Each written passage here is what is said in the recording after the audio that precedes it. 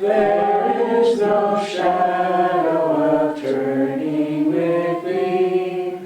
Thou changest not, the compassions they fail not. As thou hast been, thou forever wilt be.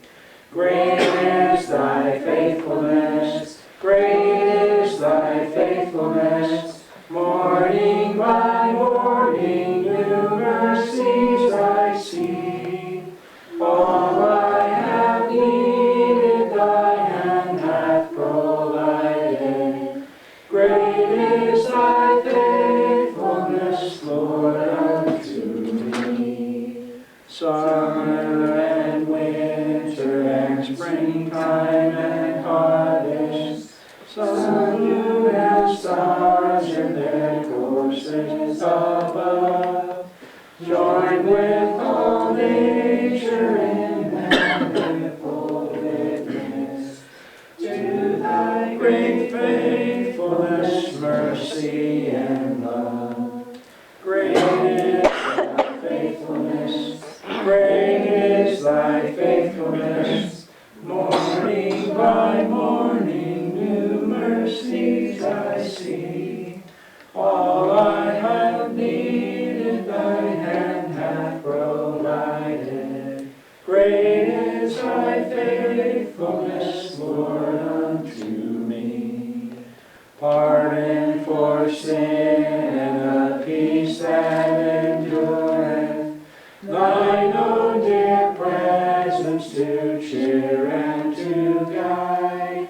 Strength for today and bright hope for tomorrow. Blessings all mine with 10,000 beside. Great is thy faithfulness, great is thy faithfulness. Morning by morning, new mercies I see. All I have needed, thy hand hath provided. Great is thy faithfulness, Lord, unto me. Our Father in heaven, you have been grateful to us, faithful to us all year long, and we are grateful for your faithfulness. We thank you for this opportunity again to be together on this last day of official classes. We have 3 more to do as wrap-up. But we are grateful for this time to think, to contemplate, to think about our world and where it is today without you, to think of our responsibility to reach out to them, to do diligence, to work hard, and it is work, to prepare a response, to be able to give it a defense, an answer for our faith to those who ask, with grace, with love, to reach out to them. We thank you for upcoming graduation next Saturday. We pray this next week will be a good week for us as we prepare for that, and do some exegesis from the text after we do our test on Monday. We thank you, Lord, for this time together again, and pray that you will bless. Thank you. In your name I pray. Amen. Okay, well, we have 3 different things we're going to do today. We're going to look at a video by Dr. Jason Weil, who was on staff for a long time at the Answers in Genesis, an astronomer, extraordinaire, trained, very highly trained, a genius in his own right. And he now is Director of Research at Institute for Creation Research in California, in Houston, Texas. He has put together an argument called The Ultimate Proof. There's a book that we have used in the past in this class, but we're going to use this video today. He applies this to the subject of creation. And we're going to go back now for this next hour, but we might take a break in the middle of it because it's a long video. Long presentation that he made at Creation College number 3 several years ago for Answers in Genesis. He's got quite a mind, and sort of like a Dr. Schaefer, Dr. Zacharias, and I think you're going to enjoy him. Some of you have heard him before. I think Alexa has heard him before.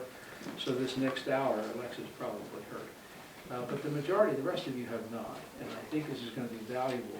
Again, he's going to use different flavor, different words, but he will be talking about some of the same things that we have talked about here in class today. For example, he's going to open up with the argument that even the best of arguments cannot convince someone because there's a difference between proof and persuasion. All right, well, evidence, and that's reason.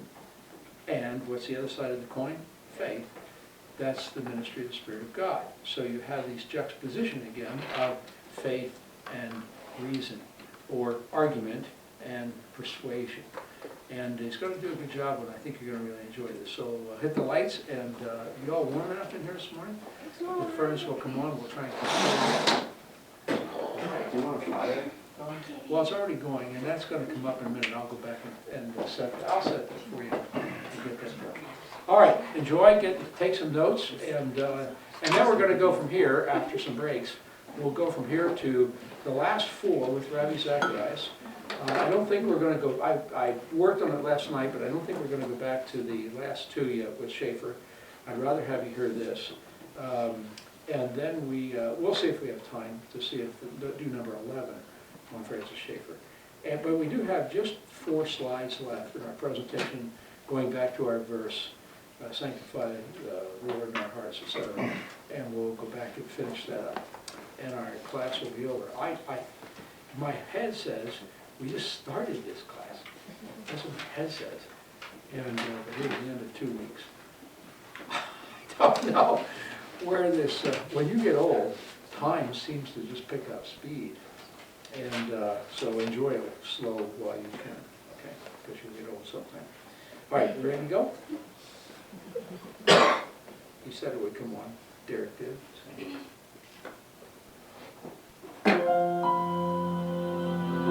We have to adjust the sound a little bit. I'm not sure what the level of this is going to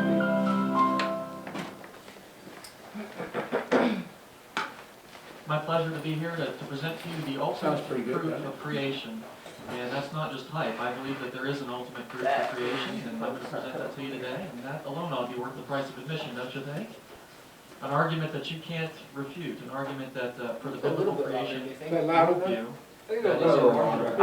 That's TV volume. I tried to that here. I have to warn you about something, because a lot of people think, well, it's an ultimate proof, that when I present it, the person knows I convert right there. But the fact is, people are not always convinced, even by a very good argument. Isn't that right? And people sometimes are convinced by a very bad argument. That's what logical fallacies are. They're bad arguments that people tend to find convincing. So I can't promise you that this argument will necessarily persuade people, because there's a difference between proof and persuasion. Just because an argument doesn't persuade doesn't mean it's not a very good argument. It doesn't mean there's anything wrong with the argument. It means there's something wrong with people. People are not always completely rational. But you see, it's not our job, really, to persuade people. Our job is to give a defense, to make an argument for the Christian worldview. And that's what I'm going to show you how to do today. And I can guarantee you this: there will be no rational comeback from this argument. It is absolutely irrefutable. Now, it's a kind of a different way of thinking than maybe some of you are used to, but the fact that it's irrefutable ought to prompt you to study this and learn this particular method of defending the faith. I'd like to start with some evidence that is commonly used to confirm creation. I think this is very good evidence. I'd like to start with information science. Dr. Werner Gitt, one of the world's experts on information science, says there is no law of nature, no known process, and no known sequence of events which can cause information to originate by itself in matter. So that sort of makes sense. You pick up a book, it's got information in it, it's got these encoded symbolic messages in there that convey an expected action and an intended purpose.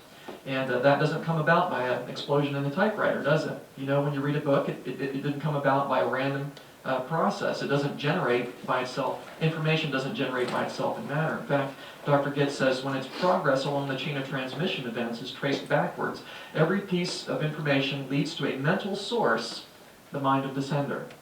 So although information can be copied, and they can be copied blindly, a Xerox machine can make copies of information. If you trace it back, it ultimately comes to a mind, the mind of the sender. That sort of makes sense. You read a book, you know it has an author. And that's also very interesting because, of course, in DNA we have information. And all that information are the instructions that make you, your physical form, and perhaps even some of your personality traits and so on and so forth. And the reason you're a person and not a cabbage is you have instructions to make a person, and a cabbage has instructions to make a cabbage.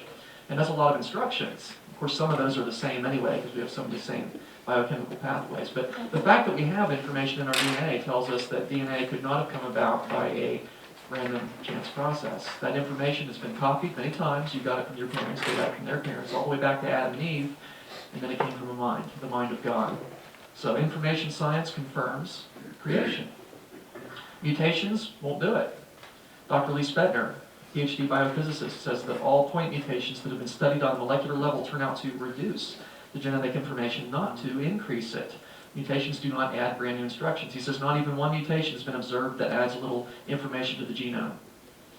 Now, mutations may increase survival value under certain circumstances, that's fine, but they don't add brand new information to the genome. They don't do that. It would violate the laws of information science. Information science, genetics, they confirm biblical creation. And they're not what we'd expect given the evolutionary worldview. So I think that's a great confirmation of creation.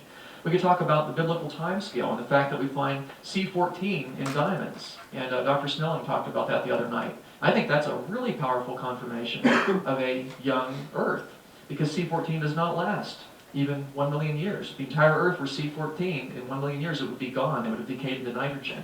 I didn't even believe that calculation until I did it myself. It's true. C14 just doesn't last that long. And so the fact that we find diamonds that are supposed to be billions of years old tells us those diamonds are not billions of years old. They're thousands of years old. In fact, it limits the age at a few thousand years. And that, of course, the 58,000, there's an upper limit. It could be much younger than that. So carbon, C14 in diamonds, and pretty much everything we find in the Earth, anything that has carbon and that has C14 in it, it appears. And that certainly confirms recent creation and a global flood in the geologically recent past, not millions of years ago. We can move out into space, talk about comets, the fact that comets are made up of ice and dirt and they orbit the sun, and every time they orbit, they lose a little bit of material. As the sun blasts away that icy material, it's what forms a comet's tail. Of course, we looked at some of those yesterday, those of you that attended my astronomy talk. So comets just don't last that long. They run out of material in about 100,000 years. And I've seen comets be destroyed in one pass as they go behind the sun. I used to have access to the SOHO spacecraft, and it would watch for comets and among other things. And sometimes they would be destroyed in one pass. They do not last that long. And so if the solar system really were 4.5 billion years old, why do we still have comets?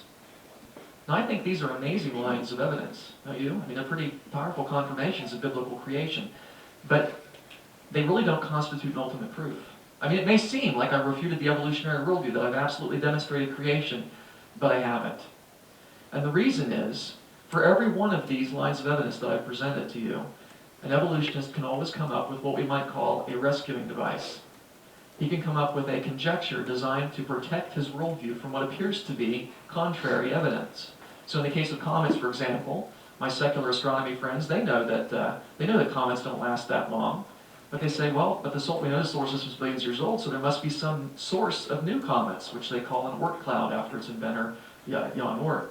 And so the idea is there's this vast sphere of potential comets way beyond the planets, beyond where we can detect it. And every now and then, one of these is thrown into the inner solar system and becomes a brand new comet. So as the old ones are depleted, new ones replace them. That's kind of convenient. So you see the solar system can be billions of years old after all. Now, if I were to ask a secular astronomer, do you have any observational evidence of an Oort cloud? If he's honest, he'll say, well, no, but you can't prove it's not there, right? And that's true. I can't prove that there's not an Oort cloud. It's very hard to disprove something that can't be detected in any way.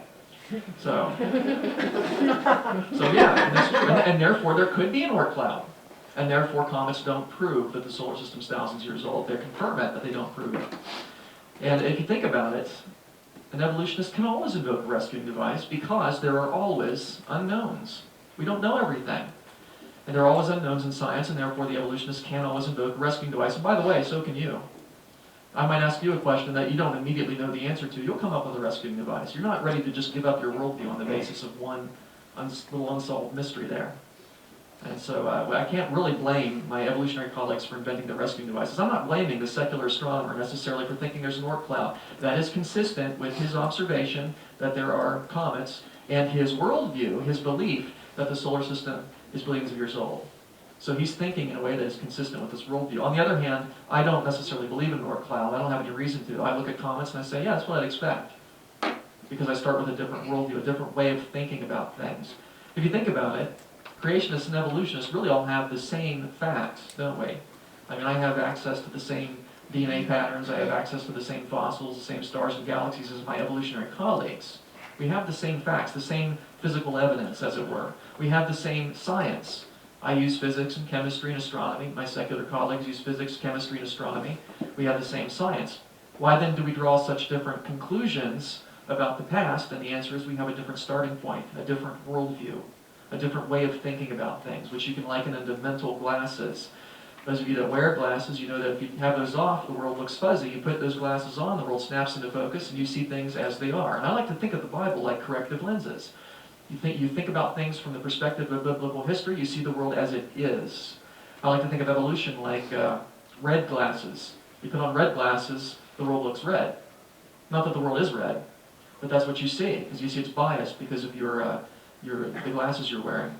Now I realize, of course, evolutionists will say, oh no, we're the ones wearing the corrective lenses, you're the ones wearing the red glasses, and we're going to have to argue for that. My point here is simply that we all wear mental glasses. We all have a worldview. We all come to the evidence with certain preconceptions, with certain beliefs about how that evidence should be interpreted. Now some people might say, oh no, not me. I don't have a worldview. I believe we ought to come to the evidence neutrally and objectively. Well, guess what? That is a belief about how to interpret evidence. See, the philosophy that we should come to evidence without a philosophy is itself a philosophy. It's just a very bad one because it's self-refuting. Your worldview is all of your most basic beliefs about reality, which we call presuppositions. Presuppositions, your most basic beliefs about the universe, about how we know what we know, and so on and so forth. They are the rules of interpretation that we assume at the outset before any investigation of evidence. Before you do an experiment, a scientific experiment or otherwise, before you do anything, you already have certain beliefs about how the universe works.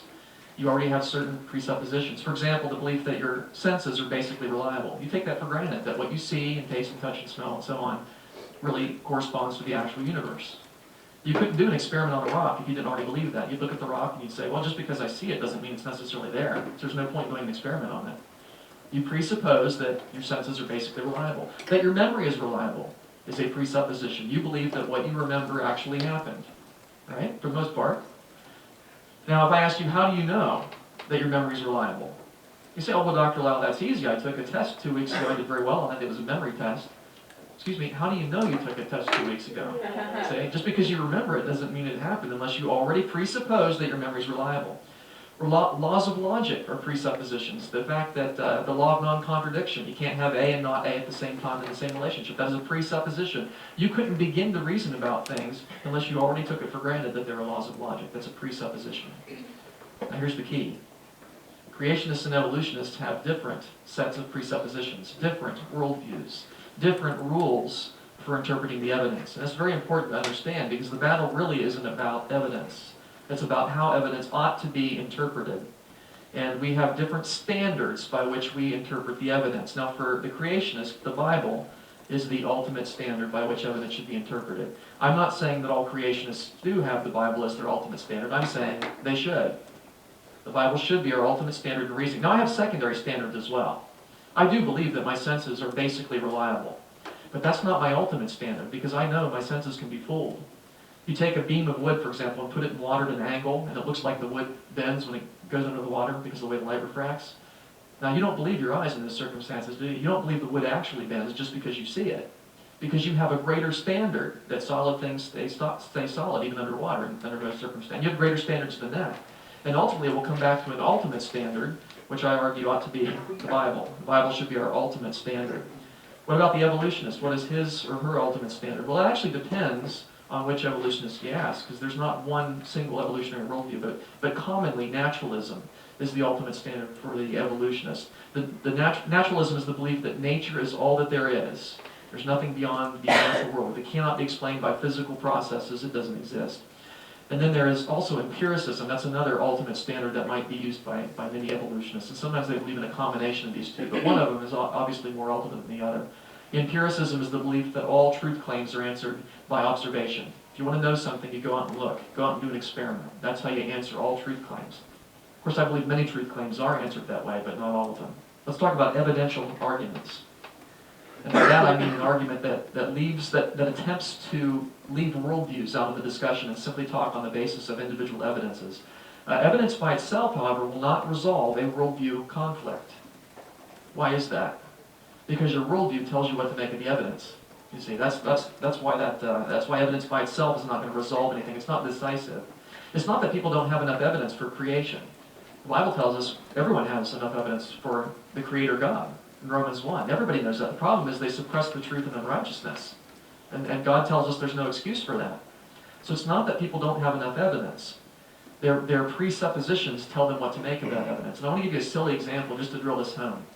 There was a man who was convinced that he himself was dead. He thinks he's dead, and he's very upset about this. He doesn't like being dead. Who would? And his doctor is trying to convince him, look, fella, you're perfectly healthy. I mean, you're not dead. You're walking and talking. And the guy thinks about it. He says, yeah, but, people can have muscle spasms even after clinical death. That can explain my ability to walk and talk. And the doctor says, but look, I have medical charts showing you're perfectly healthy. The guy says, yeah, but who knows if you're interpreting that properly, and in any case, maybe that's not even my chart, maybe the name got swapped. And the doctor says, okay, I'm going to prove to you that you are not dead. Do dead men bleed? The guy thinks about it for a second. No, the circulatory system will be stopped. No, dead men don't bleed. And the doctor very quickly takes a little pin, pricks the guy in the hand. Sure enough, blood comes to the surface. The doctor says, see, you're bleeding. To which the man responds, well, how about that? I guess dead men do bleed. Silly example, but it illustrates the point. Did the doctor have evidence for his position? Absolutely. The guy could walk and talk. He had medical charts. The guy could bleed. Did the man find those evidences convincing? No. Because he had a worldview. He had a presupposition that he himself was dead. And that presupposition told him how to interpret each one of those evidences. He was always able to come up with a rescuing device. And a clever person always will come up with a rescuing device. That's why you can't just throw evidence at people and expect them to change their worldview. There's no obligation for them to do so. They're just going to interpret that evidence accordingly. That's why you can't people don't just need more reasons to believe. That's not a logical or biblical approach to apologetics. They need to have their worldview challenged. That's what we want to do. Now, you may have very good evidence for creation. You might say, see how this is evidence that the Bible is true? And maybe it's very good evidence that confirms creation. I have to think fossils are very good evidence that confirm the worldwide flood. Don't get me wrong. But that's because I'm looking at it properly through biblical glasses. My secular colleague is going to look at that same evidence through secular glasses, and what's he going to say? He's going to say, that's not how I see it. That's not how I see it. He's going to come up with a rescuing device to account for that evidence according to his worldview. And to add insult to injury, he's going to say, actually, you're the one coming up with the rescuing devices. My explanation is the right one. And so we think, oh, well, maybe that's not a good evidence. Let's try something else then. What about canyon formation? See, canyons can form quickly. He says, well, maybe that one did, but how do you know that the Grand Canyon formed quickly? You don't know that.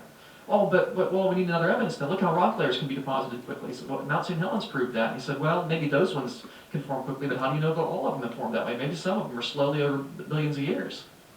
Oh, but you see, animals, they reproduce according to their kinds. That's what we'd expect. He says, well, maybe they do today, but given enough time, one kind can change to another. Oh, but DNA has information in it. It never comes about by chance. He says, well, maybe there's some unknown mechanism that produces it. Give us time, we'll find it. Oh, but there's comets out there. They don't last billions of years. Oh, but there's an Oort cloud, he says. Now, it's not wrong to show people that there's evidence that is consistent with God's Word, confirms that. In fact, I think there's value in that. But evidence by itself is never decisive, because you always require a worldview to tell you what to make of that evidence. Therefore, a philosophically astute person will not be persuaded by mere evidence. And that's probably worth getting in your notes. A philosophically astute person will not be persuaded by mere evidence. Why? Because if he's clever, if he's philosophically astute, if he's sticking to his worldview, he's going to come up with a rescuing device for every evidence that you present. You see, and so he's not going to be persuaded one way or the other. Evidence by itself is not decisive because a person's presuppositions tell him what to make of the evidence. And why is it we have a difficult time with this? Well, I think part of it is we tend to spend a lot of time with people that have the same worldview that we do. And therefore they are inclined to interpret the evidence the same way. And so we can change their mind on something by presenting new evidence. If you and I had a disagreement about whether or not there are crackers in the pantry, we can settle that disagreement by going over to the pantry, opening it up, see if there are crackers there. And we should be brought to the same position based on this evidence because We have the same worldview. We already agree on the rules of interpretation.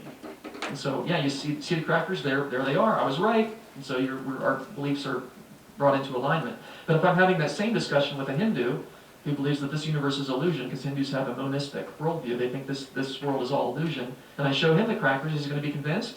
No, he's going to say that's an illusion too, because he's got a different worldview. You see, evidence is not decisive when it's a worldview discussion. And origins, guess what, is a worldview discussion. And so we need to keep that in mind. And the problem with many creationists today, and virtually all evolutionists, is that they argue as if their opponent had the same worldview they do. And they get very frustrated because they say, why don't you understand that this evidence proves my point? Well, we need to think in terms of worldviews. We cannot argue that our worldview is right because of the evidence, because our worldview tells us how to interpret that evidence. And I hope that that is clear. Somehow we need to show that our standard is the correct standard. How are we going to get anywhere then? I'm over here standing over on my biblical presuppositions. My secular friend is standing on his secular presuppositions. How are you going to get anywhere in this debate? Let me give you the wrong answer before I give you the right answer. Because good teachers always do that, right? Give you the wrong answer first. Well, the wrong answer is this. And a lot of times evolutionists will say, well, let's meet here on neutral ground. And he says maybe there are some presuppositions we can agree upon, and maybe those, we can abandon the other ones. And one of the ones you have to abandon is that the Bible's the Word of God, he says, because I certainly don't believe that.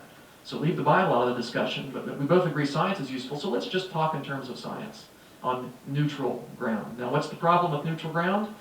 There isn't a neutral ground, right? Jesus says, he who is not with me is against me. He who does not gather with me scatters. Romans 8:7. The mindset on the flesh is hostile toward God. Does that sound neutral to you? Hostile toward God, for it does not subject itself to the law of God. It's not even able to do so. Do you not know that friendship with the world is hostility toward God? Therefore, whoever wishes to be a friend of the world makes himself an enemy of God. There's no neutral. You're either God's friend or his enemy. You're for him, you're against him. You're gathering, you're scattering. There's no neutral ground when it comes to a worldview. We all have a positive worldview.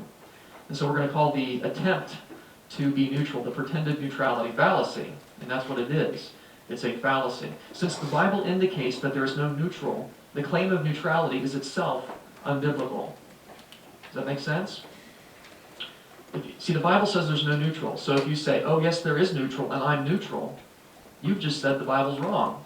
In which case, you're not being neutral. You're taking a position that the Bible's wrong. So neutrality is a non-neutral position, and so is immediately self-refuting. And so if this person says, well, yeah, let's meet here on neutral ground, leave the Bible out of the discussion because we don't agree on that. We'll just take things that we agree on. And if you say, yeah, okay, we can leave the Bible out of the discussion, no problem. Well, neutral ground is really secular grounds because the Bible says there's no such thing. And if you agree to his terms for the debate, really, you've lost. Because isn't the debate about biblical authority? We're trying to show this person the Bible is absolutely right in everything it says. And he says, okay, but let's start the debate by meeting on neutral ground, which the Bible says there isn't. And you say, okay, you've started the debate by assuming that the Bible's wrong. How are you going to get to the position that the Bible's true? Right? You can't defend biblical authority by abandoning biblical authority. That doesn't make sense. You started the debate by conceding defeat. That is not a good way to start a debate. Two things to remember when people ask you to be neutral. Because the secularists, they like to think that they're neutral. And they're going to want you to be neutral too. Two things to remember when people ask you to be neutral. One, they're not. Two, you shouldn't be. No one is neutral when it comes to a worldview issue, and you shouldn't attempt to be neutral when it comes to a worldview issue. You can't be anyway. No one can approach evidence without presuppositions, and if they think they are, that's a presupposition. We're to stand on the Word, hold fast the Word, both to exhort and sound doctrine and to refute those who contradict. We stand on the Word while defending it. Now, some evolutionists, well, and even some creationists will say, well, you can't do that because that's circular reasoning. You can't stand on the Bible while defending it. But I don't see any intellectual reason why you can't. In battle, you can stand on a hill while you're defending the hill, right? If you ever had something in your eye, you go to a mirror, you can look in the mirror like that. You can use your eye to examine your eye and correct your eye. And so it's not a vicious circle to stand on the Word of God while defending it. By the way, the evolutionist stands on evolution while he's defending it anyway. So think about that. It's not fallacious. Now I will deal with this charge of circular reasoning more cogently perhaps in a later session, but it's not a vicious circle. Well, how then do we get anywhere? Because I'm standing on my biblical presuppositions. I'm not leaving those. I'm not going to try to meet on neutral ground. There's no such thing. My secular colleague is standing on his presuppositions. How do we get anywhere? How are we going to resolve the debate? Is it possible? Yes, it is. And this is really what the ultimate proof of creation is all about. The biblical presuppositions, it turns out, and only biblical presuppositions, make knowledge possible. They make it possible for us to know things. They make science possible. And the Bible tells us as much. Proverbs 1:7, the fear of the Lord is the beginning of knowledge. You want to begin to know something, you've got to start with God. Biblical presuppositions. And there's a flip side to this. But fools despise wisdom and instruction. You reject the biblical God, you reject his presuppositions, you're reduced to absurdity, foolishness, the Bible calls it. Because all the treasures of wisdom and knowledge are deposited in Christ. All knowledge is in God. So if you want to know anything, it's got to be through God, through biblical presuppositions. Now, there is an immediate objection to this. Because a lot of people will say, well, wait a minute, Dr. Lyle. Non-Christians, they do know some things. They do have knowledge. That's true. But you see, non-Christians do know in their heart of hearts the biblical God. And they do rely upon biblical presuppositions when it suits them. They don't do it consistently, but they do rely on biblical presuppositions. Therefore, they are able to know things. Putting it another way, only the Bible makes knowledge possible. So the fact that unbelievers do know things, all that does is prove that the Bible is true. All it does is prove that they're wrong.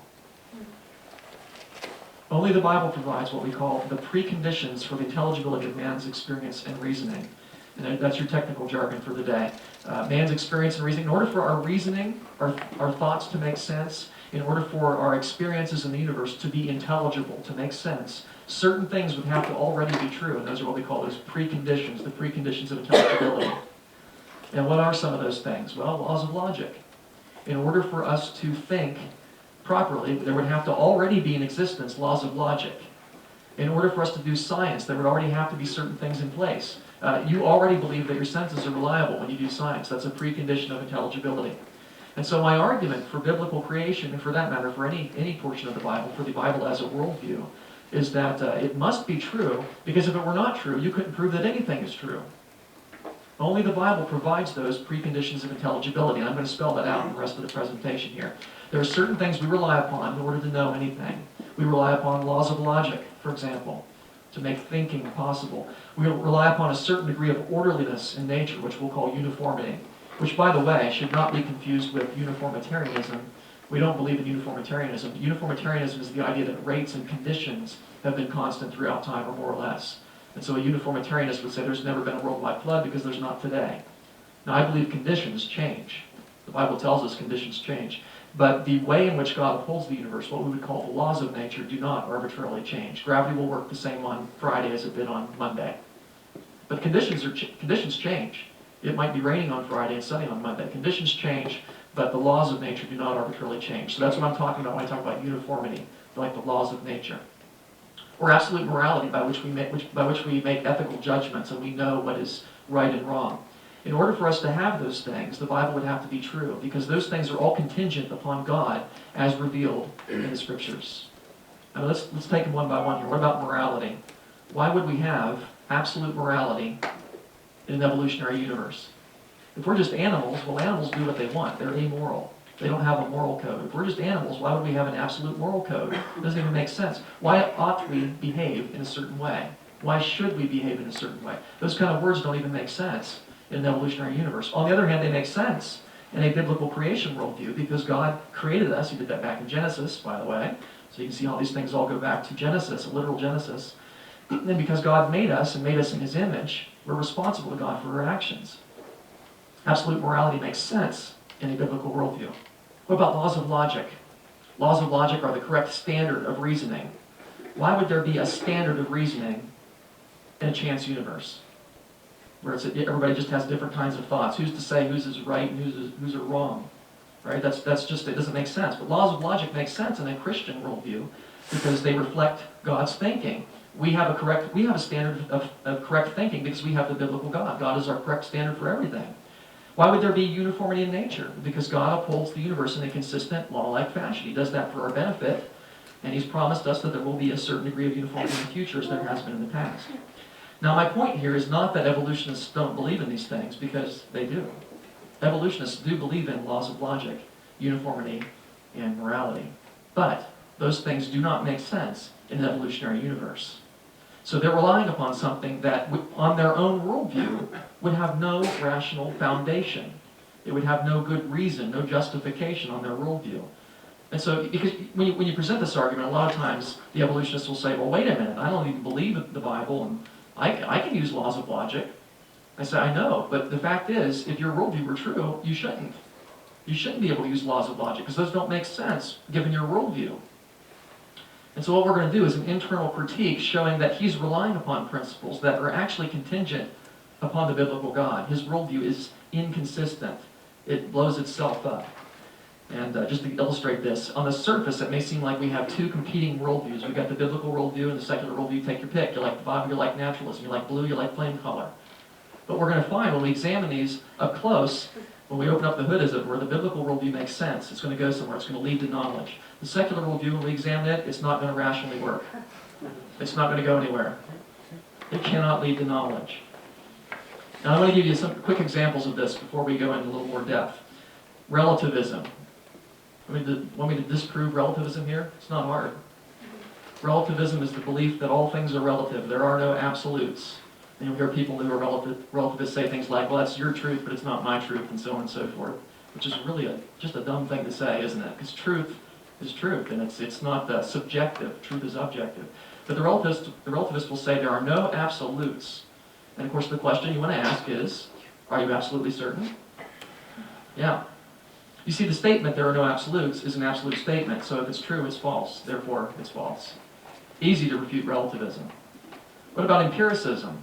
I mentioned to you earlier that many evolutionists are empiricists. They believe that all truth claims are answered by empirical observation, sometimes supplemented with the need for logical consistency. Now, I believe in empirical methods. I believe that some truth claims are answered empirically. I believe in the methods of science, but not all truth claims are answered empirically. You couldn't answer the question of life after death empirically. I take that on the authority of Scripture that there's life after death. But the empiricist says, oh no, if you can't see it, touch it, taste it, smell it, whatever, it's not real. It's not truth. And so you must eventually ask the empiricist, how do you know the statement itself is true? How do you know that all truth claims are proved by empirical observation? Did you prove that by empirical observation? No. You can't observe truth claims, right? That doesn't even make sense. You can't see a truth claim. It's abstract. And so the notion that all truth claims are proved by empirical observation cannot be proved by empirical observation, therefore ought to be rejected on its own standard. Empiricism refutes itself, just like relativism. Secular worldviews blow themselves up. All you have to do is light the match and let it go. It will circle back around and destroy itself. That's always the case.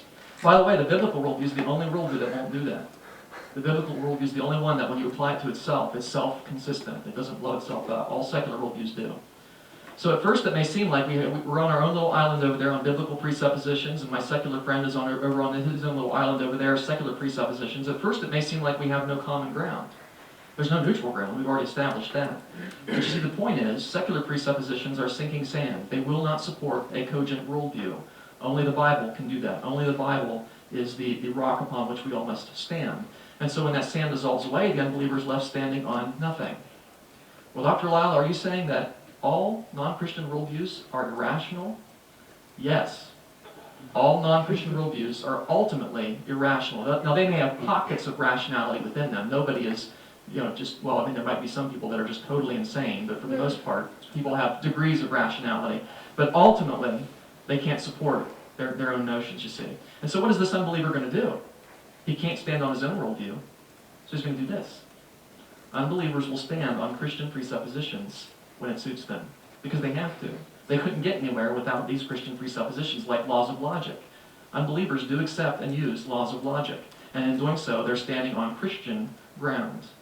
And they're able to do this, by the way, because they do know in their heart of hearts the biblical God. God has hardwired into all of us knowledge of His law. These are laws of logic and so on and so forth. And we're able to do that. We're able to reason because God has planted that within us. But the point is, the unbeliever is standing on Christian ground and denying Christianity. He's in self-denial. And when we point this out to him, when we point out he's in self-denial, his first response will be to deny that he's in self-denial. He'll say, oh no, laws of logic are not a Christian presupposition. They are secular or maybe neutral. He says, after all, I believe in laws of logic. I don't even believe in the Bible. And of course, that's not a good argument. I'm pointing out that if the Bible were not true, there'd be no basis for laws of logic.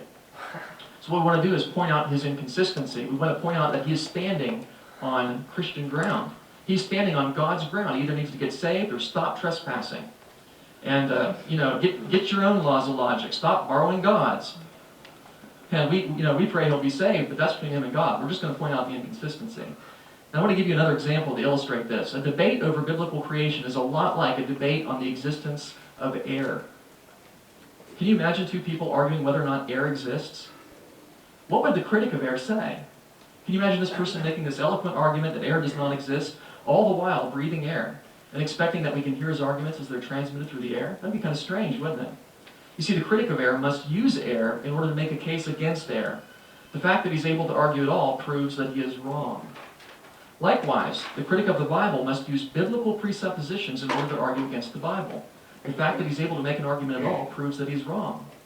Because you see, the secularist is standing on Christian ground using God's laws of logic to try and argue against the Christian position. Now, that is not going to work, is it? That his position is self-refuting. And so to illustrate this, I'd like to zoom in on a few of these preconditions of intelligibility: laws of logic, uniformity of nature, absolute morality. We'll probably have time to do two this morning. Let's start with absolute morality. I think this is the easiest to understand. It's a good one to start with if you're new to this way of apologetics. If God created us, he has the right to set the rules. Otherwise, why not make our own rules? Well, that's pretty obvious, isn't it? In the Christian worldview, God is good and is the standard of goodness. But if it's just, if we're just rearranged pawn scum, why not do what you want? And by the way, it has to be the biblical God, because it's the God who created us and who has revealed himself to us in his word. It's got to be the biblical God. It can't be some other. And I'll talk a little bit more about that later on. If Adam is in your past, if God made you, who owns you? God does. Who has the right to make the rules? God does. And so you end up with absolute morality. Absolutes from God. God sets the rules. If Abe is in your past, if you're just rearranged pawn scum, why not make your own rules, right? You own yourself. And you can determine your own rules. And so we end up with relative morality. Man sets his own rules. Now some people might say that's right. Morality is relative. You can make up your own rules, and so can I, and therefore you can't go around telling other people what not to do. And the moment they say you can't tell other people what not to do, what are they doing? Telling other people what not to do. Okay, so relative morality is pretty well self-refuting just right there. It doesn't make sense. And nobody really believes in relative morality. So here's what you're going to do. You're going to ask an evolutionist or anyone who's rejected biblical authority, how do you decide right from wrong? Because apart from the biblical God, morality can only be relative, but people cannot live that way. And people know in their heart of hearts that morality is not relative. Now some people will say, oh, come on, Dr. Lau, everybody knows right from wrong. To which I would respond, yeah, that's because God has revealed himself to human beings, and so in our conscience we know right from wrong. But my point is, in an evolutionary worldview, why would there be such a thing as right and wrong, and how could you possibly know about it? Say everybody knows is not answering the question. Now I want to give you some possible responses to this. Not that there are any good responses, but that's the point. I want to show you that the best responses to this are not rational. Some people might say, oh, you don't need God to determine right and wrong, because morality is what brings the most happiness to the most people. That's a pretty common response from the atheist camp, though it's not universally their response. Now some of you might be thinking, well, yeah, that's right. We ought to be concerned about the happiness of others. To which I would say, yes, in the Christian worldview. Right? That's the golden rule. We're to do unto others as we have them do unto us. So even here, he's borrowed on the Christian worldview a little bit to support his own. But my point is, in an evolutionary universe, why should I be concerned about the happiness of others? If they're just rearranged pawn scum, why should I be concerned about their happiness? Right? Happiness is just a chemical reaction in the brain if you're an evolutionist, so why should I try to achieve that particular chemical reaction and not another, like, say, pain? Maybe what's good is what brings the most pain to the most people. Right? I mean, this is totally arbitrary. And totally impractical, too. How could you possibly measure this? I mean, how do you know what brings the most happiness to the most people? Do we have little meters on our arms telling us how happy we are? Can I point my tricorder at you and say, oh, you're this 50 levels of happiness or whatever? That's not going to work. Marquis de Sade enjoyed torturing women. Now maybe the pleasure he got in torturing women outweighed the pain of the women that he tortured. And so that would be good under this definition. And so you say, well, yeah, that's not going to work. That's not a tenable position. Well, the moral code is simply electrical impulses in the brain. I was debating a PhD neurologist, and this was his answer. And he was a very smart man. I couldn't believe that he gave this ridiculous answer. Because if it's just a section of your brain, if it's just electrical impulses in the brain, why should I follow it? right? I have other impulses in my brain too. I don't follow all of my impulses, and that's probably a good thing, right? Because sometimes I'm inclined to do things that maybe are not good. This would not be morality if it's just impulses in the brain. It's not universal laws, and my brain's different than yours anyway. I have different impulses, and so what's good for me would be different than what's good for you. You can't have objective morality that way.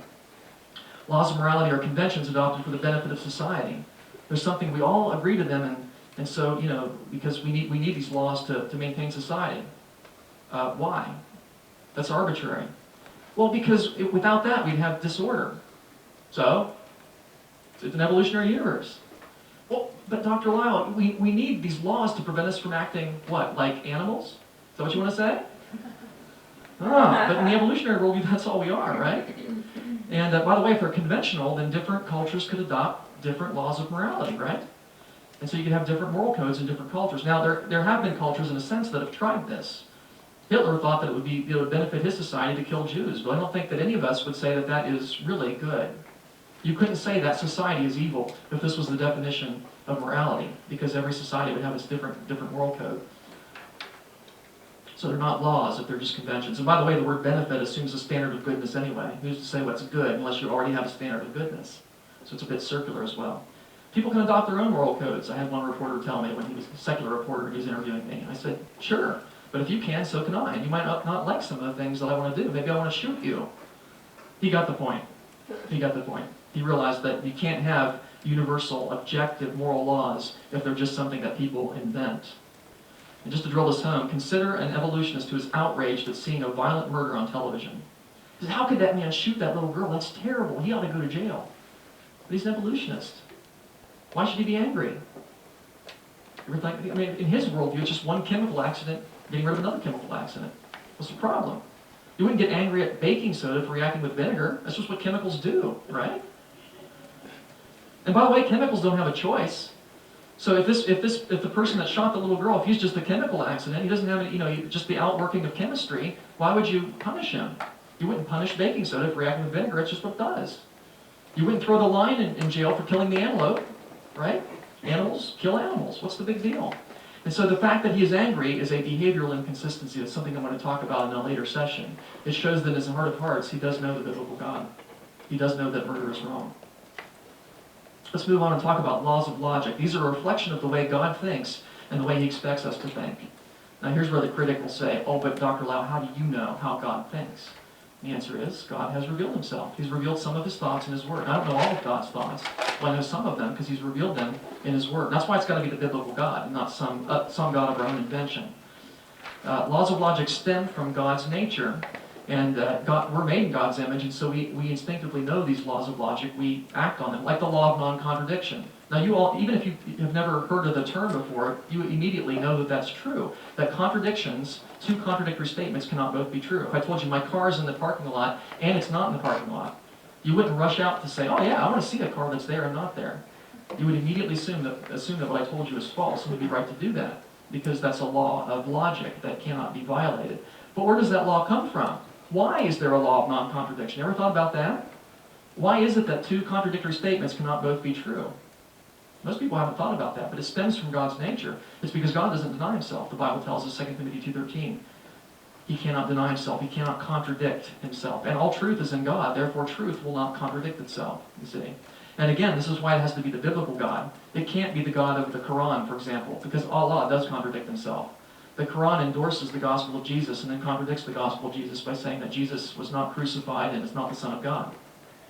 So you see, it has to be the biblical God, the God who cannot deny himself according to the Scriptures.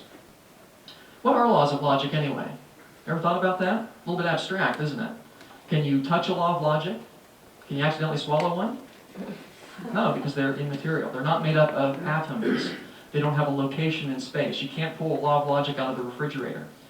They are universal, meaning they apply everywhere. It's not like laws of logic apply in the United States, but not in Europe. There, anything goes. Okay, you're going to contradict yourself. No, they're universal. They apply everywhere.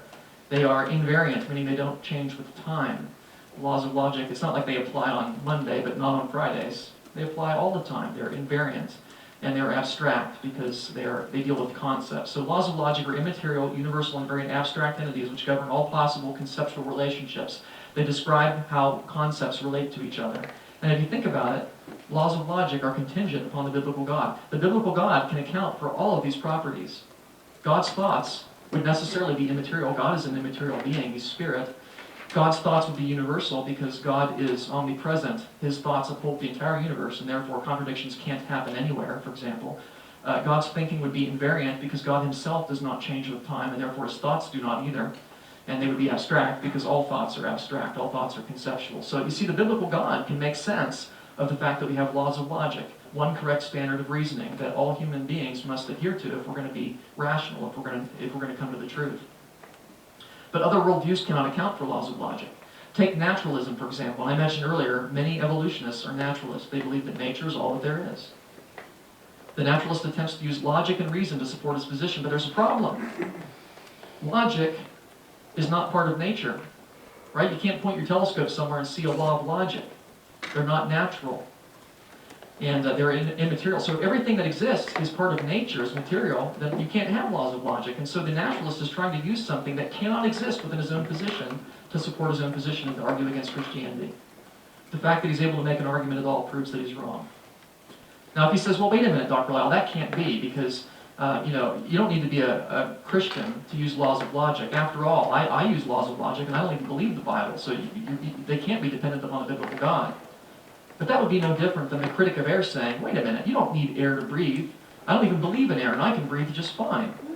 Right? It's not a rational argument, is it? I'm not saying you have to profess a belief in air to breathe, but you do need air to breathe. I'm not saying you have to profess a belief in God to use laws of logic, but you do need the biblical God to have laws of logic. No other worldview can account for that. What are some possible responses to this then? Well, some people might say laws of logic are material. They're chemical reactions in the brain.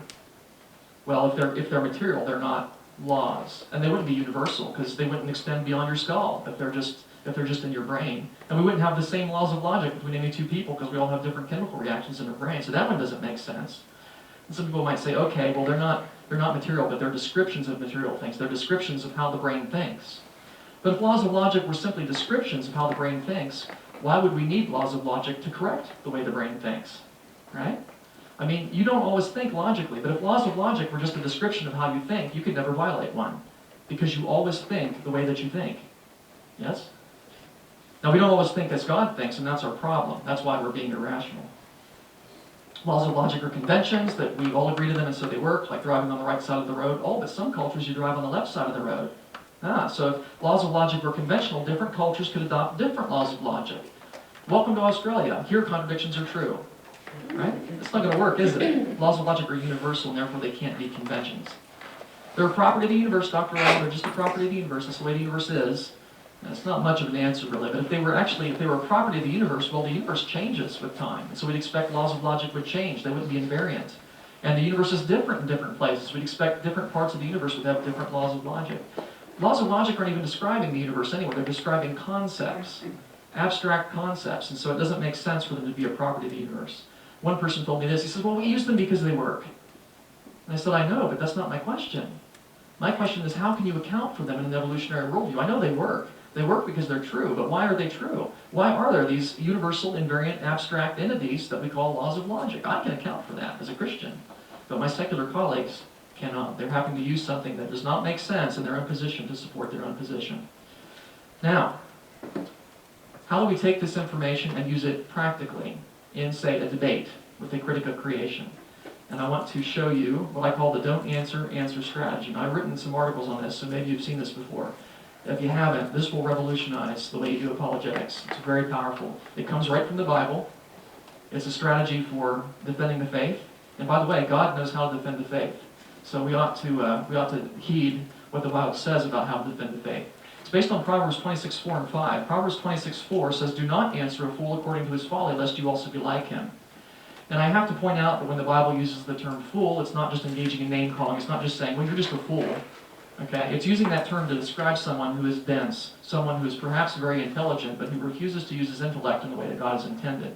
And so when I use that term, that's what I mean as well. We shouldn't go around calling people fools, but the Bible says if they haven't accepted biblical authority, they are. We need to keep that in mind. Now, we're not to answer the fool according to his folly. We're not to embrace his standard, his presuppositions. Otherwise, what? We would be like him.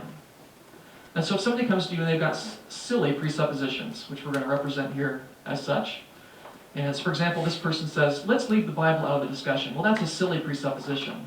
Why would we leave the Bible, the inerrant Word of God, out of any discussion, especially one that deals with origins? That doesn't make sense. Let's leave the Bible out of the discussion. If you say, yeah, okay, we can leave the Bible out of the discussion, well, then you become like him. You've answered the fool according to his folly, you've embraced his presuppositions, and now you become foolish too. Now where are you going to go? You've conceded what you're trying to prove, you're not going to go anywhere. So never buy into the presuppositions of the unbeliever. But then the next proverb says, answer a fool according to his folly, lest he be wise in his own eyes. And that may sound like a contradiction, but it's not, because the sense is different. We are not to answer the fool according to his folly in the sense of embracing his presuppositions, but we are to answer him according to his folly in the sense of showing where his presuppositions would go if hypothetically they were true.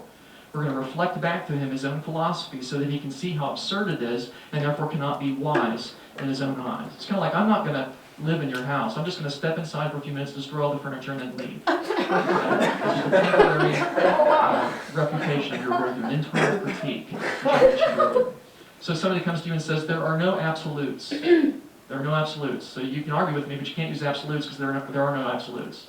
Now you're not going to embrace that standard, don't answer according to his folly, but you are going to answer him according to his folly by reflecting that philosophy back to him and saying, well actually, if there were no absolutes, you couldn't say there are no absolutes. You see how silly you're being? Okay? You're reflecting that philosophy back to him so he cannot be wise in his own eyes. He sees the absurdity of his own presuppositions. Very powerful strategy. Let me show you how it works on a silly example and then some more realistic ones. Suppose somebody says, I don't believe in words. Prove to me creation is true without using words, because I don't believe in words, so you can't use words. And I use that because it's a lot like the people who say, well, you can't use the Bible because I don't believe in the Bible. And a lot of creationists would say, oh, you don't believe in words, I guess you can't use words then. I guess we'll have to use charades or something to prove that creation is true. No. Don't answer the fool according to his folly. So follow that don't answer strategy. First of all, you're going to use the don't answer part. You're going to say, I don't accept your belief that words don't exist. I don't accept your standard. Now, by the way, you don't necessarily have to say that, but in some cases maybe you do. Make it clear that you don't accept, you don't embrace his standard. But then, do that internal critique, reflect it back to him and say, but for the sake of argument, if words didn't exist, you couldn't argue anyway. The fact that you were able to make your case demonstrates that it is wrong. You just use words to tell me you don't believe in words. Don't you see how absurd that is? Reflecting back his philosophy to him. It's a great argument. What's he going to say now? If he says nothing, your point stands unrefuted. If he says anything, he proves your point. You see? That's a great way of arguing. An irrefutable way of arguing, really.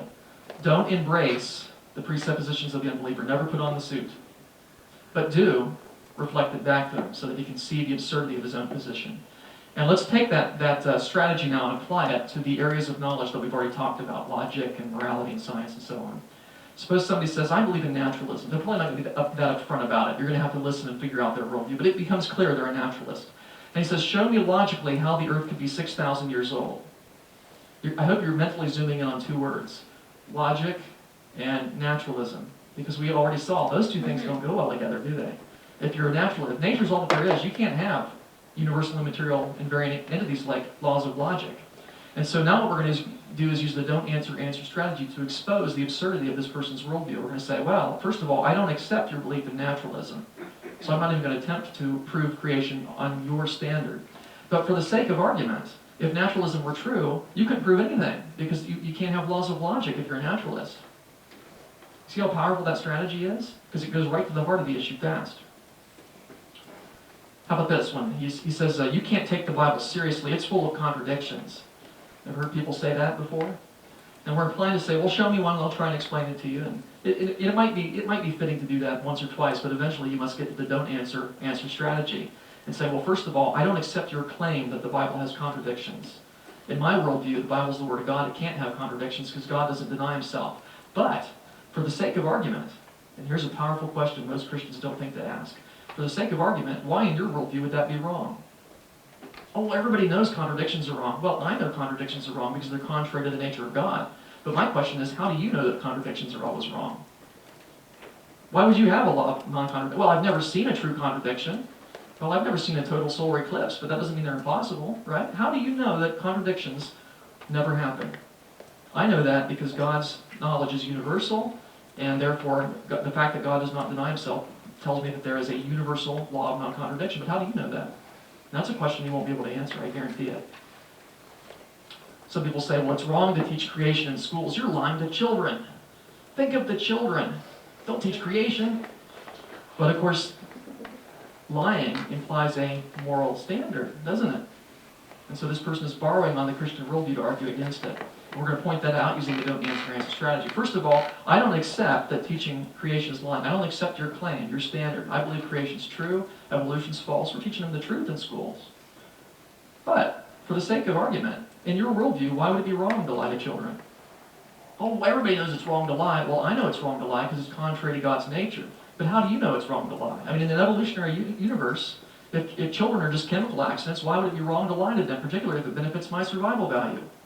That's what I want to know. It doesn't make sense. The Christian God is not good. He slaughters innocent children. Look at the God of the Old Testament going out and wiping out all those societies, genocide, and so on and so forth. Now, a lot of Christians find that tough to answer. But if you understand the principles that I've covered today, this is easy. Because this person is assuming a standard of goodness. When he says good and innocent, you see. And so he's borrowing on the Christian worldview to argue against it. And so my response would be like this. I would say, first of all, God is good and is the standard of goodness. That's in the Christian worldview. It doesn't even make sense to say that God isn't good. It's like saying Dr. Lyle isn't very Dr. Lyle-ish, right? I'm as Dr. Lyle-ish as I can be because I'm fully Dr. Lyle. God is as good as he can be because he's fully God. God defines what good is. But for the sake of argument, apart from God, how can you determine what is good and who are innocent? And that he cannot do. That can't be done apart from the Christian worldview. If you understand this principle, you can take any argument that's waged against Christianity and show that the argument itself would not make sense unless Christianity is true, all the way back to biblical creation. And you'll learn to see these inconsistencies that people come up with. And I think of Richard Dawkins, the guy that goes around preaching atheism, right? I mean, here's a man who is convinced that it's his purpose in life to convince people that there's no purpose in life. You see the inconsistency there? It just doesn't make sense.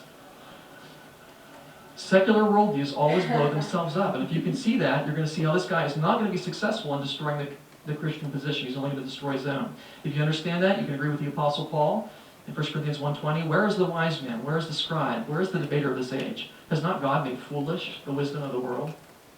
Indeed he has. 1 Peter 3:15. Sanctify the Lord God in your hearts. That's the key. And always be ready to give a defense to everyone who asks you a reason for the hope that's in you with meekness and fear. And if you understand this, you can give a powerful defense of the Christian worldview, an irrefutable defense of the Christian worldview, because any counter-argument would have to use God's laws of logic, this science, which is possible because of God's upholding power, or some sense of morality. And so any argument against Christianity presupposes Christianity. It really does. And if you understand that, you've got a powerful defense of the faith. There will be no rational comeback. Can't guarantee the person will convert. That's not your job. As my teacher, really, Dr. Bonson liked to put it, he said that it's not our job to open people's hearts. That's the Holy Spirit's prerogative. It's our job to close their mouths. That's what we do. We're giving a defense of the faith. And if they convert, that's up to God. And as we get better and better at this, and I guarantee you, it does not take long to get good at this. This may sound a little bit abstract or philosophical. It does not take long to learn this, really. It's not difficult. And you will be able to slice and dice your opponent. I guarantee it. But and as you do that, it's all the more important that you remember the last part of this verse with meekness and fear, with gentleness and respect. I've been kind of blunt in the answers I've given because they're hypothetical, and I want you to get the point. But you know that you need to temper it with politeness, never at the expense of truth, but you do want to be gracious in the way that you answer, because critics are made in the image of God too. And so we need to show them the proper respect. The key to defending the faith is to stand on the authority of the Word of God and point out to the unbeliever that he is also standing on the authority of God. He's relying upon God's principles to argue against God. It's not difficult to get this stuff. I've been able to teach this to teenagers in 3 days. And they got it, because I gave them a test afterwards, and they did very well on it. One of them got a perfect score. So this is not, and I don't give easy tests. So this is not difficult to learn. But I have written a book on this topic, which I'd encourage you to get, The Ultimate Proof of Creation. And it's a very different way of thinking about apologetics. I admit that, but I think that's good. I think it's a very powerful way.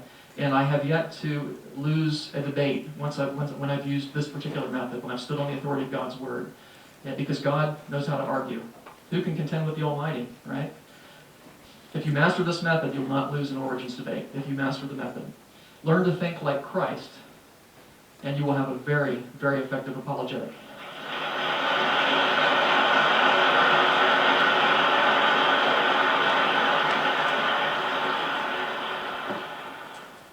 10-minute break. When he said he... Hold on.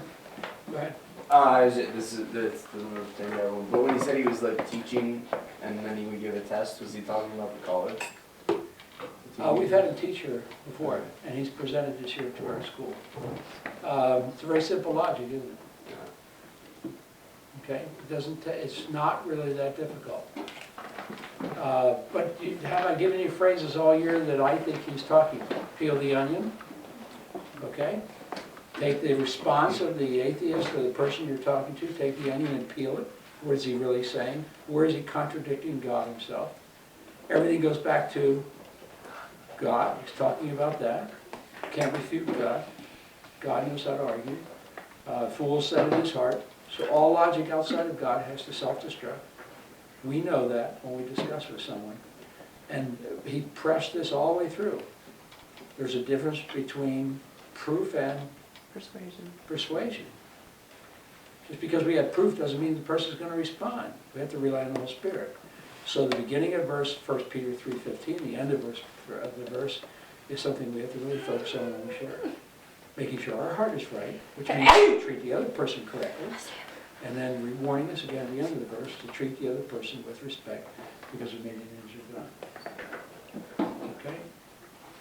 Pretty interesting, isn't it? Sort of get tired, your brain a little tired? Good, go get a donut.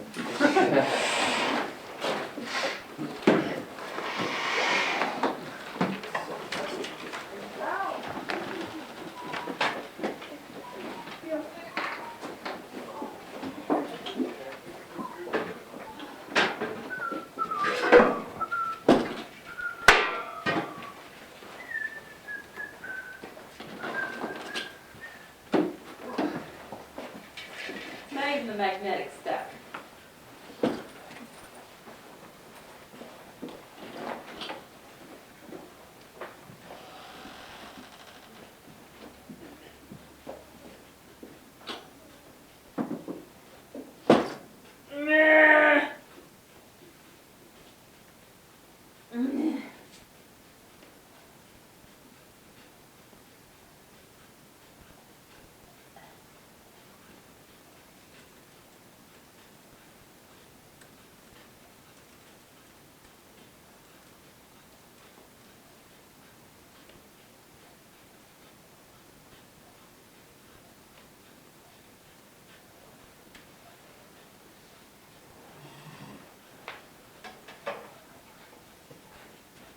Ow.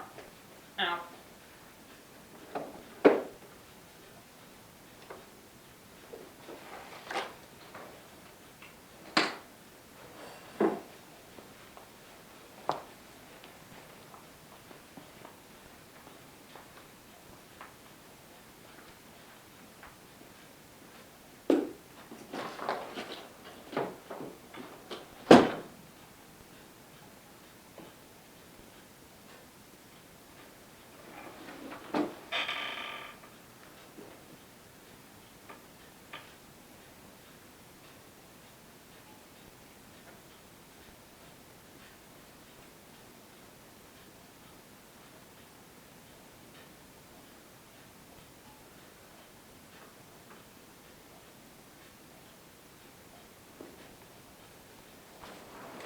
How you doing, Candy?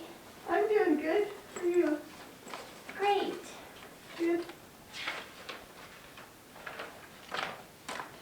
You gonna go in and help with the auction tonight? I am. Are you? I don't think so, no. Are you gonna just go in and hang out, or are you just gonna take a day off? I think I'm just gonna take a day off. No, that sounds pretty nice too. Yep.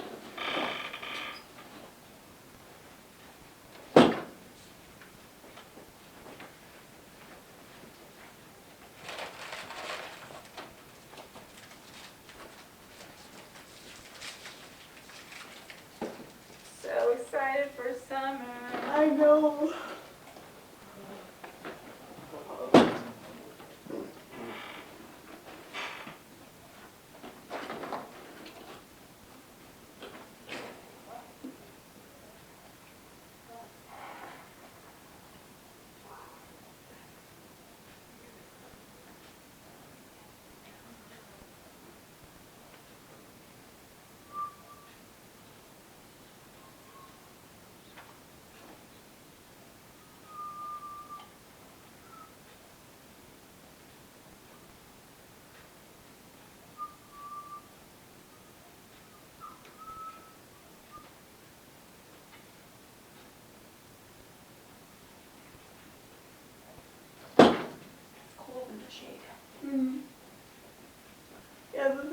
see me.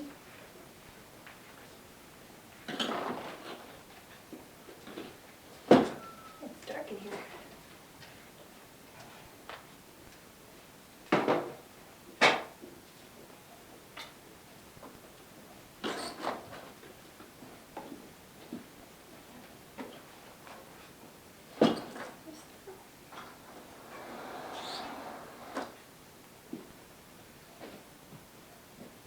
Wondering if we'll have another video or I don't know, we have quite a few Robbie's decorations. How's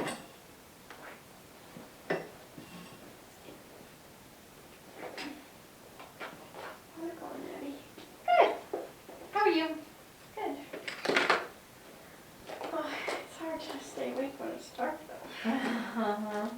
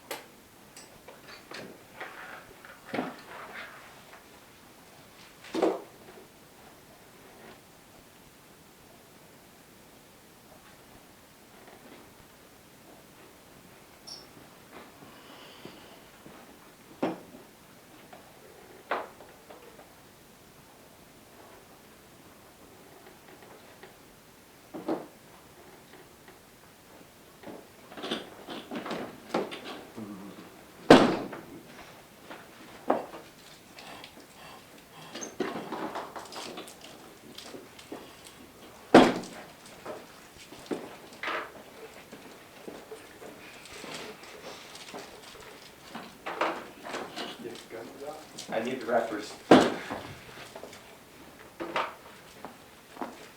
should just ask. I'm a Ask? professional rapper. Hmm? Never mind. She still has no idea that it's me who keeps doing this. You missed the rapper.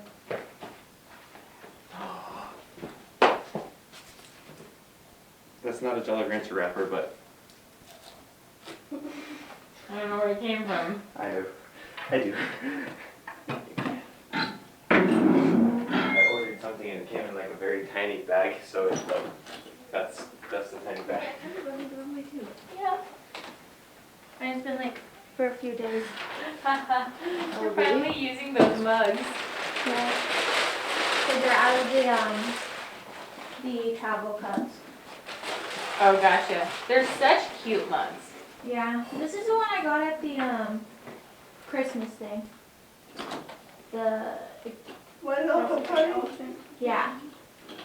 That was one. I don't want to do it. That was rough. Just like the first thing. still warm? It is. That was said. Yeah. But then it's not the only time. It is, but I'm not sharing. So is it turned off or is it just off? Okay. Thanks for your respect. Yeah. Like, I already knew you hated it, but like. It's purple. Hey, it will turn pink. This isn't the magnetic stuff. This is just. So you know what her She's honestly like This one does. kind of like a It goes from purple to pink. I did it for my mom this morning. Heat I was like, warms it up. I sent her a whole bunch of pictures of makeup. It changes I colors. was like, stupid makeup for fun. And that's all I know. But now I have never heard of that. Yes. I think it's a new thing, just letting you know so you don't feel embarrassed with forgetting to get it for me. You guys went to do this because We're so kind and thoughtful. I love you. I try. I'm confused how this whole thing is gonna work. Is that's dinner time, right? So all the volunteers and I'm kind of work day. I'm just really confused how this is going. What was the volunteer sign up? That was setting up, working during it, cleaning We afterwards. get dinner. it's mostly for working during it and cleaning up afterwards. Okay. Because I think most of workday will be setting up. Oh, it is? I think so. I mean, a lot of it's set up. Okay. So I don't know how much setup is still left, other than just bringing in all of the auction items, because last year, there were a ton of auction items, and then you have to organize them by table and get it sign-up sheets, because it's a silent auction. I know, I don't until you said organized, I'm like, wait, what? But, Did you sign up for? I didn't sign up. I don't know how many they needed. Still want to sign up. I signed up. Oh. I know. Yeah, I just didn't, I wasn't quite sure. I didn't know if I wanted to leave them here without anybody. Leave the staff. Am I wearing pants? Am I wearing pants right now? yes, you are. Yes. One-sided. One-sided pants. One-sided. Hey, what are you doing? I'm trying just to get my hand warm real quick. Alright, it's warm, we're good. Okay, quick, before I don't know, but just click it. What's it gonna do? I don't know. It's gonna come out and bite your hand. You. My name is. There is. No. Yo. No. What are you doing? How's it going? You're creeping on my desk.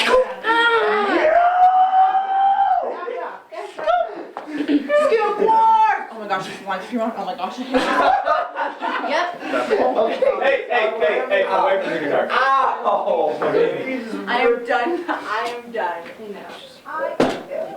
This time I'm not kidding. No, next Thursday. Are you serious? Really? Yes. It's time to seal I thought you only had 2 weeks. You guys already did seal a We're resealing the pack. There is a unwritten pact, and you broke it. Wait a Seal minute. it again. I thought Tim be back this weekend. Wait, Tim's not coming back till next Thursday? Wow, we're never gonna see What's Tim that? again. Just kidding, I'm becoming his roommate, so. Oh, this weekend? Yeah. Wait, actually? Yeah, me, Trev, Dude, no, me and Trevor, I'm moving in with Trevor, and then I think, yeah, no, I'm moving in, I don't know. I think eventually we're moving in over there though. Wait, is Steve going No. back? What? Is Steve going back Yes, home? Steve's going home. Steve will go bye-bye. Will he come back? I'm broke. You know? I don't think so. Really? So where are you going to live here? I'm gonna start over there, then they're gonna kick us out, and I think we're gonna go to Derek's room once Derek and Matt move. Cause Derek's going to Alaska, I think No, Matt's everyone's going at work to till Fridays. What? Derek's been there for like, how long, like a month? Whitney with that? Up to Was it 3 months that he's been? Ow! I knew that. You did. Do it. It's not sunrise. Okay, I think Pastor Don, I think he said a month or 3 months. Right, 3 months. Where went you? It was most of the summer. It seems like there's a lot. Is Trevor going to Oregon? Okay, can't wait. I'm gonna miss his Did you draw that whole thing, or was it? I said I'm gonna miss his disapproving and disappointed stares. Okay. Do I disapprove that much? Yep.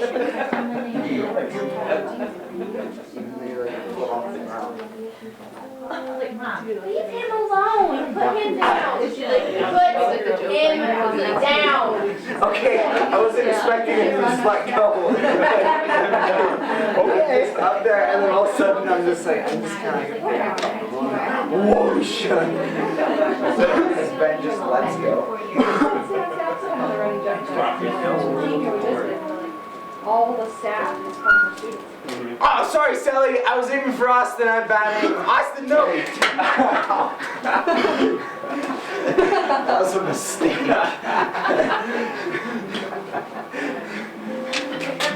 Whoa. You know it's bad when I almost apologized to Austin first. Because I knew he was the one who was going to reciprocate.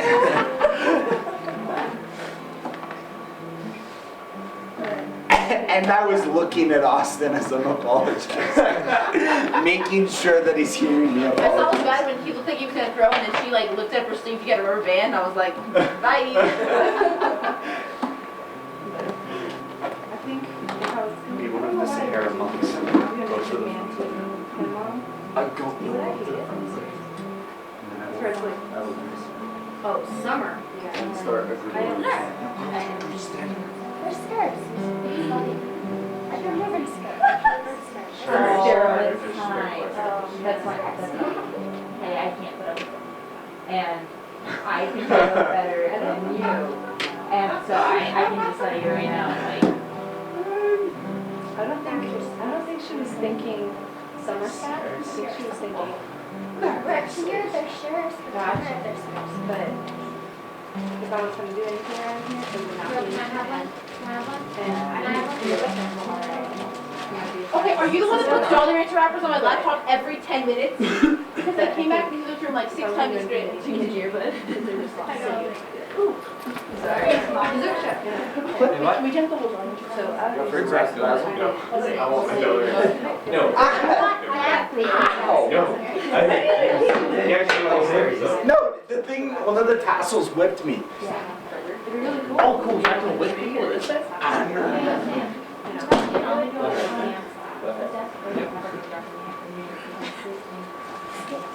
Dude, how you got so good?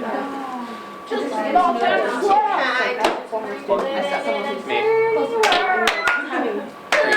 Took the midnight train. I am on a lot, so couldn't really switch. That's not happening. We don't know. Last night for dinner, it was just No, you're welcome. Jeanette and Sally, And the staff. Chamberlain and staff, and I mean, Jeanette, Sally, me, and Sarah did the dishes. and Sally. It's dark in It here. depends on, Because everyone is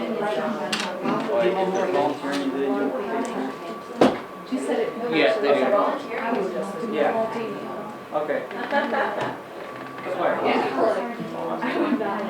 She would want to be on the ancient man team. Alrighty, And chaperone on the geology trip. awesome. She was Thank you. so bad that she did geology. Right now. I know. I'm like, we should ask him next door. Yeah, I can't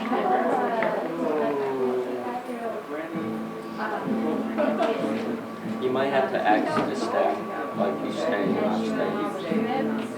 Yeah. It depends on like whose name is on the lessons, because that way you can get like an idea. I'm looking at a 93. Yeah, I just called the guy.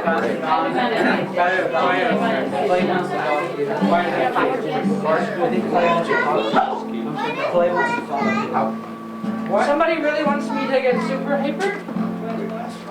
Hey, kid. Why do you just have to for ease of access? You're not right. But we all know you're gonna use that. Austin dumped them all out on his desk. Really? All right, Ben, will you cue up the next one, please? Fred Robin. Cut it.